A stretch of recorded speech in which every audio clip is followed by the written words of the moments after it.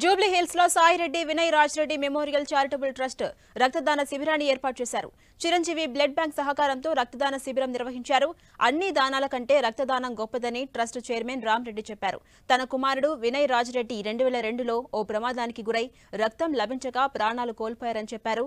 తన కొడుకు పరిస్థితి ఎవరికీ రాకూడదని ప్రతి సంవత్సరం వినయ్ రాజ్ రెడ్డి పుట్టినరోజున రక్తదాన శిబిరం ఏర్పాటు చేస్తున్నామని చెప్పారు. చిరంజీవి బ్లడ్ బ్యాంక్ ద్వారా రక్తం అవసరమైన వారికి అందించడం జరుగుతుందని చెప్పారు. ఈ రక్తదాన శిబిరంలో 200 మంది రక్తదానం చేశారు. రక్తదానం చేసిన వారికి చిరంజీవి బ్లడ్ బ్యాంక్ సర్టిఫికేట్స్ ఇచ్చారు. రక్తదానం చేసిన వారికి ఆయన ధన్యవాదాలు తెలియజేశారు.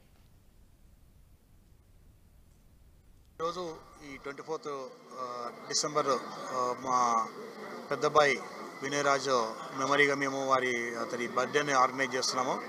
సో 2002లో యాక్సిడెంట్లో చనిపోవడం జరిగింది.